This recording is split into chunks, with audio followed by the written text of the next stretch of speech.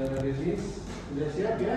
Siap, Pak. Baik, Saudara Denis akan mempresentasikan tugas akhirnya judul analisis strategi pengembangan potensi pariwisata Curug Ponggang. Untuk studi kasusnya di Dusun Ponggang, Kecamatan Karangpanjang, Kabupaten Subang, Jawa Barat. Saudara Denis diperkenankan mempresentasikan sekitar 10 menit. Nanti 1 menit terakhir akan saya informasikan dengan saya tangannya ke atas. Mohon maaf nanti apabila lebih dari 10 menit akan saya potong. Ya, silakan dipresentasikan, Saudara Denis. Baik, selamat siang kepada Bapak Kristinus, Bapak Agustinus, dan Bapak Marcel selaku dosen penguji, dan juga selamat siang kepada Ibu Eni selaku dosen pembimbing saya. Hari ini saya akan mempresentasikan tentang laporan tugas akhir saya berjudul analisis strategi pengembangan potensi pariwisata Curug Ponggang menggunakan metode dengan studi kasus yang ada di Dusun Ponggang, Kecamatan Karangpanjang, Kabupaten Subang, Provinsi Jawa Barat.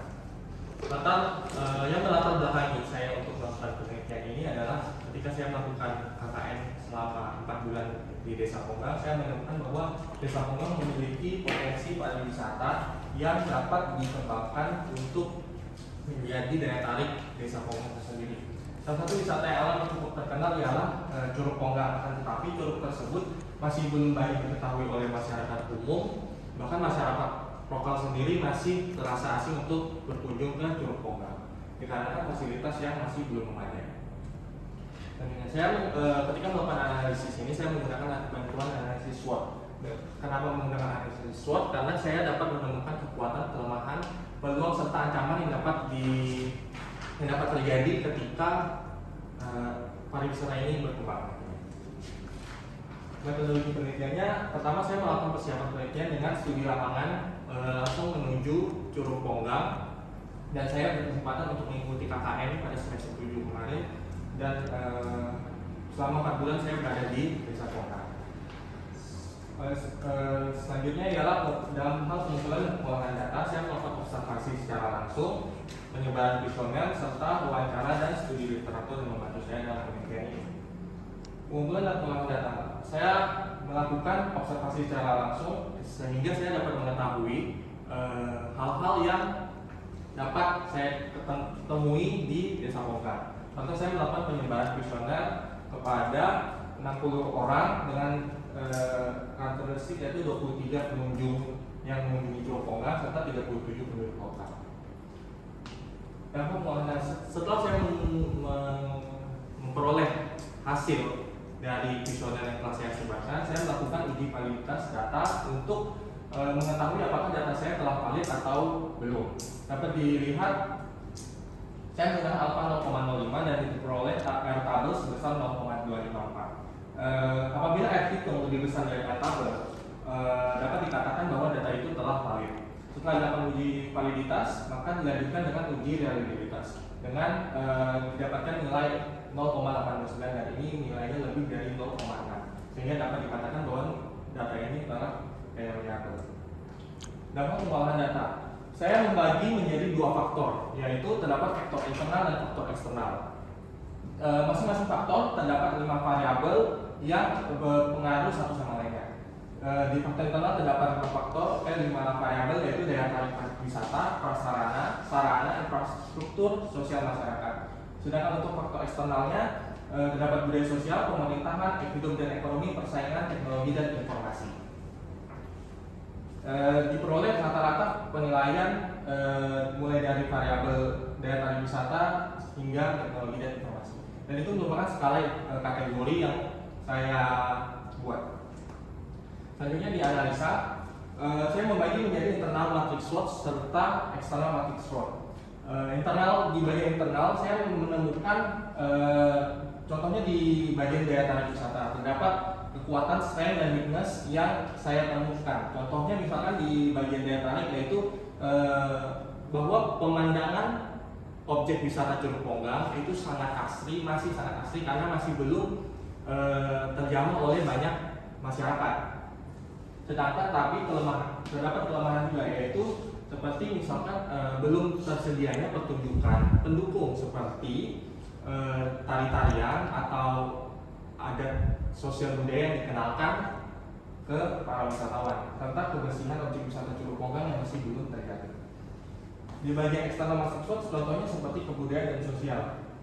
Kesempatan yang bisa diberikan, kesempatan yang ada yang sebenarnya dapat dimanfaatkan oleh masyarakat lokal yaitu seperti kehadiran wisata Curug Ponggang ini akan menjadi tempat atau akan menjadi suatu destinasi yang dapat mempengaruhi bisnis masyarakat lokal sekitar sehingga dapat membantu perekonomian. Serta kehadiran wisata Curug Ponggang ini juga dapat menjadi ajang untuk mengenalkan budaya asli Desa Ponggang, khususnya Dusun Ponggang, karena Dusun Ponggang sendiri masih kental dengan adat dan budayanya. Kesimpulannya, saya membagi menjadi 4 strategi yang dapat dianalisa, yang dapat digunakan, yaitu pertama strategi strength dan opportunity, kekuatan serta kesempatan yang bisa digunakan untuk menjadi pertimbangan dalam mengembangkan potensi pariwisata Curug Ponggang. Misalkan di bagian pertama yaitu dapat mengenalkan budaya-budaya melalui event-event atau melaksanakan suatu pagelaran tari atau pagelaran budaya yang menjadi ajang perkenalan budaya kepada para wisatawan dengan dipromosikan melalui media sosial yang telah tersebar. Serta dapat melakukan penganggaran fasilitas untuk membangun prasarana dan sarana di Dusun Ponggang, di Curug Ponggang. Kedua yaitu strategi weakness dan opportunity, kelemahan dan kesempatan. Dengan kelemahan saat ini yaitu seperti misalkan belum terdapatnya toko-toko souvenir atau resort atau rumah tempat tinggal bagi para wisatawan. Ini dapat menjadi suatu kesempatan bagi para masyarakat untuk mengembangkan itu, untuk menyediakan sarana-sarana seperti resort atau rumah tinggal atau tempat toko oleh-oleh khas di Desa Ponggang. Ketiga ialah strength dan threats, kekuatan serta ancaman. Karena keaslian alam Curug Ponggang yang masih asli, tetapi tidak didukung dengan kondisi kebersihan yang baik, maka itu juga dapat menjadi suatu ancaman karena dapat mengurangi keindahan Curug Ponggang tersebut karena sampah yang dibuang secara sembarangan dan ini dapat berbahaya. Keempat ialah strateginya ialah kelemahan serta ancaman. Kelemahan ini dan ancaman ini menjadi satu paket karena ini merupakan suatu hal penting yang harus dipertimbangkan oleh para masyarakat ataupun para pengembang yang nantinya akan mengembangi pariwisata Curug Ponggang. Misalkan dengan cara bisa menambah fasilitas pendukung seperti yang tadi di nomor 1 atau memperbaiki infrastruktur jalan karena infrastruktur jalan ini sangat masih dalam keadaan tidak baik, masih rusak dan memiliki kondisi jalan yang susah untuk diakses. Saran yang dapat diberikan ialah Desa Ponggang dapat memanfaatkan semaksimal mungkin potensi pariwisata yang telah dimiliki Curug Ponggang, mulai dari kondisi alam yang masih asli itu dapat dikembangkan lebih maksimal.